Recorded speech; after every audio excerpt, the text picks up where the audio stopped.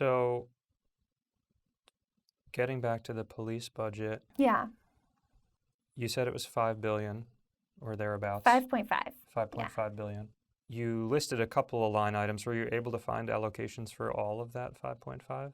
So this is the thing, it is a little bit confusing because I can tell you 5.1 is just pay. Pay and fringe benefits is what it says. It says that on all of it, so I think it's like accountant speak. 5.1 billion 5.1 billion is just pay? is just pay. So that's just salaries, I suppose. 500 million of that is overtime. And then it does list it out. I didn't write everything down because, like I said, it's the big boxes. There's about 100, 150 or so.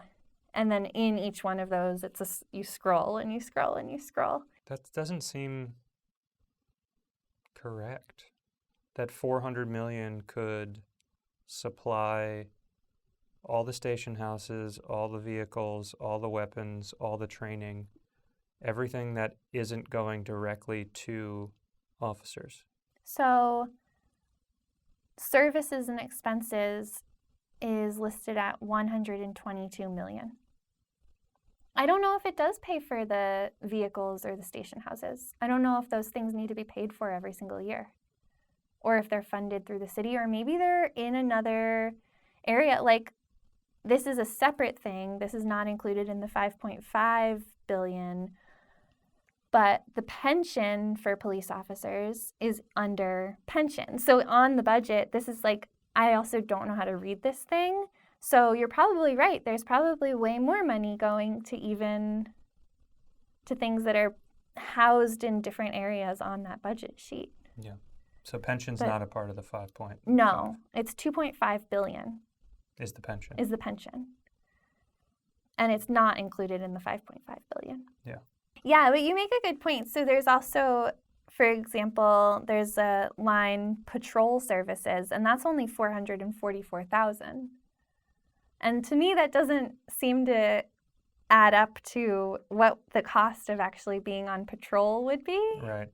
So I think reading the budget is really confusing, is basically what I've gotten from this. And I wish I had more answers, and maybe I can do more research and give you more information next week. But this is basically like 4 days of me studying for hours each day. Yeah.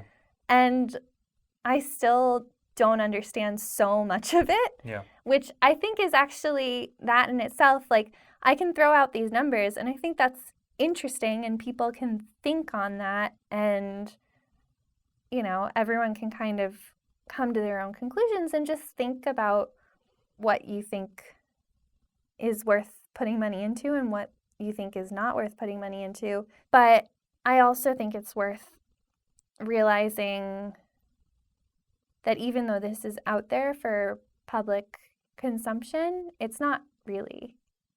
It would be great if there was an effort to get it a little more digestible. Yeah, I think there is. I mean, Julia worked, she worked with the council to make this graph, which is way more digestible than what is otherwise, right.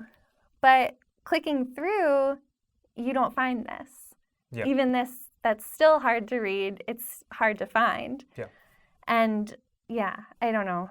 I guess it's just not in their best interest to have everybody actually able to read it and understand it, because then they'll be inundated with people wanting to share their opinions, which is what the whole system is supposed to be for. But well, the more transparent you make it, the more easy it is to remove things. So that's true. There's just not an interest in doing that. And there is also probably not the skill in all of the departments for there to be people that can represent it transparently too. Right. You might just be dealing with people that aren't good at demonstrating what the finances are. Yeah. But I guess, I'm interested in learning more about it. I see so much, I hear something or I read something or I listen to something that makes me feel so hopeless and nihilistic for a few hours or a day or so. And then I see something else that makes me feel really hopeful and looks like forward momentum. And one of these things that did make me feel hopeful is that there was this big push to send emails to all the council members this week, and people did that, and it was specifically to cut funding for the police in the budget and to look over the budget and to vote no on the mayor's proposed budget. And there's been a lot of response from council members that we're going to go through it line by line. We're specifically going to look at what goes to the NYPD and cut that, and this is inappropriate. And I guess I'm just hesitant to stop there because I feel like it's just so easy for them to placate us by saying, yeah, I hear you. I'm going to look through it line by line. And like, I know LA just cut $150 million off their police budget, which sounds great, right? Like when I first read that, I was like, wow, cool, $150 million? That's a lot of money. And then the next day I looked at the New York City budget and realized that that's nothing. Mm-hmm. That's nothing. Right. So I don't know. I've just been trying to understand these things a little bit more so that I'm not fooled as much anymore. I'm still going to be fooled. The whole system wants to fool us. Mm-hmm. So it's still going to happen. But I guess, yeah, just trying to kind of take steps. And I'm hoping that as I look into this too, and I mean, maybe even someone listening to this will know of a direction to point us. There must be groups that are already learning this information. I'm sure there's people that already know this. I'm sure there's people that are trying to compile all of these things down into a more digestible manner. Hopefully, but you never know. I guess you don't know for sure. But hopefully, yeah. I would just assume that there would be. Yeah.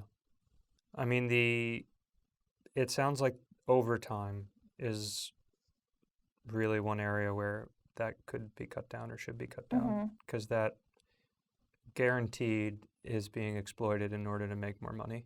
Yeah. And they're just the instances where there is overtime probably are like in many instances times when people probably wouldn't even want the police to be around. Mm-hmm. So yeah, that seems like something that could be cut down with further accountability.